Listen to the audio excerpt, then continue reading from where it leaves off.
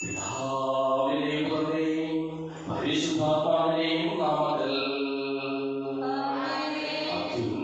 അത്യുന്നതമാം സ്വർഗ്ഗലോകത്തിൽ സർവേശ്വരന് സ്തുതിഗീതം.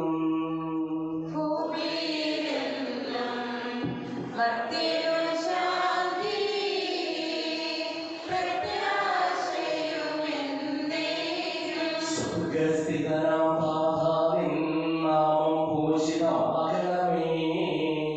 നിൻ രാജ്യം വന്നിടണമേ. പരിശുദ്ധൻ നീ പരിശുദ്ധൻ.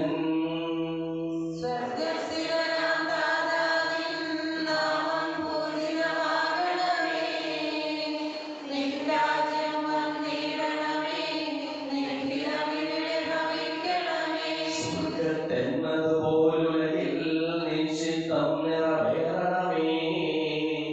ആവശ്യകമാം ആഹാരം ഞങ്ങൾക്കിന്നരുളിയിടണമേ.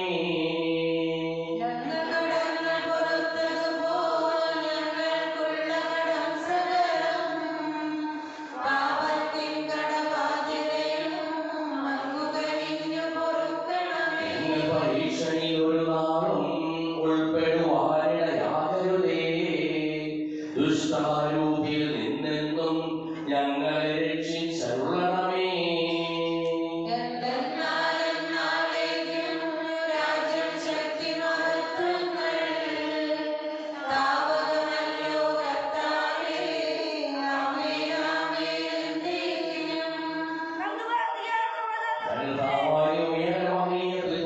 സംഭൂഷ്യമായ നാമത്തിന് സ്വർഗത്തിലും ഭൂമിയിലും എപ്പോഴും സ്തുതിയും ബഹുമാനവും കൃതജ്ഞതയും ആരാധനയും ഉണ്ടായിരിക്കട്ടെ. സകലത്തിനെയും നാഥായി നീക്കും. എന്നാത്മാവേ പാടുക നീ കർത്താവിൻ സ്തുതിഗീതങ്ങൾ. ജീവിതകാലം മുഴുവൻ ഞാൻ നാഥനു ഗീതികൾ പാടിയിടും.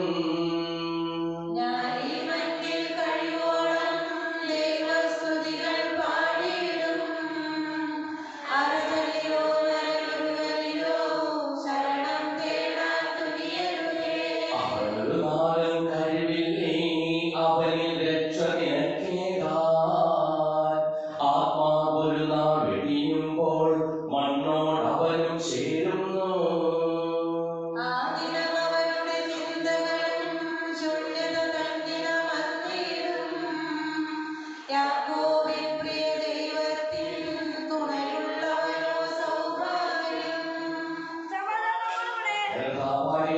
ഭൂമിയിലൂടെ അത് ഞങ്ങൾക്ക് നൽകിയിട്ടുള്ളതും എന്നാൽ കൃതജ്ഞത പ്രകാശിപ്പിക്കുവാൻ ഞങ്ങൾക്ക് കഴിയാത്തതുമായ എല്ലാ സഹായങ്ങൾക്കും അനുഗ്രഹങ്ങൾക്കും ഞങ്ങൾ അങ്ങേക്ക് നന്ദി പറയുന്നു. സകലത്തെയും നാഥായി നീക്കും.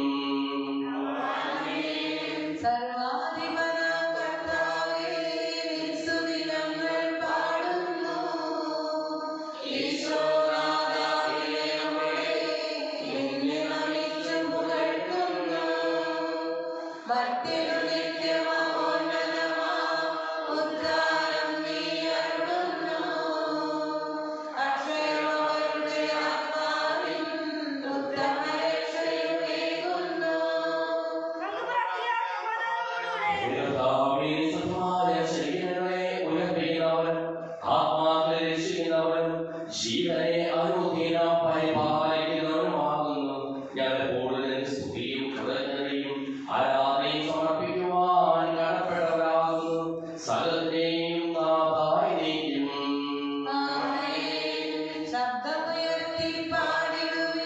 സർവരും ഒന്നായി പാടിടുവിൻ. എന്നെന്നും ജീവിക്കും സർവേശ്വരനെ വാഴ്ത്തിടുവിൻ.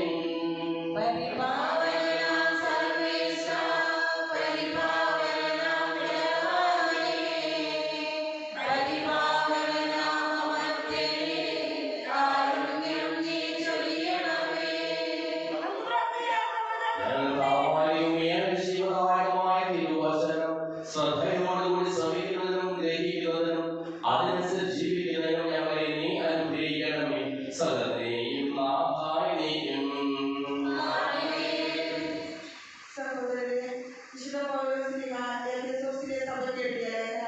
അധ്യായം 2:19 മുതലുള്ള തിരുവചനങ്ങൾ. ഇനിമേൽ നിങ്ങൾ അന്യരോ പരദേശികളോ അല്ല, വിശുദ്ധരുടെ സഹപൗരരും ദൈവഭവനത്തിലെ അംഗങ്ങളുമാണ്. അപ്പോസ്തലന്മാരും പ്രവാചകന്മാരുമാകുന്ന അടിത്തറമേൽ പണിതുയർത്തപ്പെട്ടവരാണ് നിങ്ങൾ. ഈ അടിത്തറയുടെ മൂലക്കല്ല് ക്രിസ്തുവാണ്. ക്രിസ്തുവിൽ ഭവനമൊന്നാകെ സമന്വയിക്കപ്പെട്ടിരിക്കുന്നു. കർത്താവിൽ പരിശുദ്ധമായ ആലയമായി അത് വളർന്നുകൊണ്ടിരിക്കുകയും ചെയ്യുന്നു. പരിശുദ്ധാത്മാവിൽ ദൈവത്തിന്റെ വാസസ്ഥലമായി നിങ്ങളും അവനിൽ പണിയപ്പെട്ടുകൊണ്ടിരിക്കുന്നു.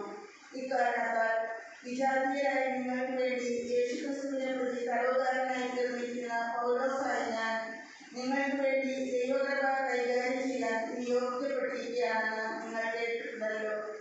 ഞാൻ മുമ്പ് ചുരുക്കമായി നിങ്ങൾക്ക് എഴുതിയിട്ടുള്ളതുപോലെ വെളിപ്പാട് വഴിയാണ് രഹസ്യം എനിക്ക് അറിവായത്. അത് വായിക്കുമ്പോൾ ക്രിസ്തുവിന്റെ രഹസ്യത്തെക്കുറിച്ച് എനിക്ക് ലഭിച്ചിരിക്കുന്ന ഉൾക്കാഴ്ച എന്തെന്ന് നിങ്ങൾക്ക് മനസ്സിലാക്കാം. ഇപ്പോൾ അവിടുത്തെ വിശുദ്ധരായ അപ്പോസ്തലന്മാർക്കും പ്രവാചകന്മാർക്കും പരിശുദ്ധാത്മാവിനാൽ വെളിവാക്കപ്പെട്ടതുപോലെ മറ്റു തലമുറകളിലെ മനുഷ്യർക്ക് ഇത് വെളിവാക്കപ്പെട്ടിരുന്നില്ല. ഈ വെളിപ്പാടനുസരിച്ച് വിജാതീയ കൂട്ടവകാശികളും ഒരേ ശരീരത്തിന്റെ അംഗങ്ങളും സുവിശേഷത്തിലൂടെ യേശുക്രിസ്തുവിൽ വാഗ്ദാനത്തിന്റെ ഭാഗവാക്കുകളുമാണ്.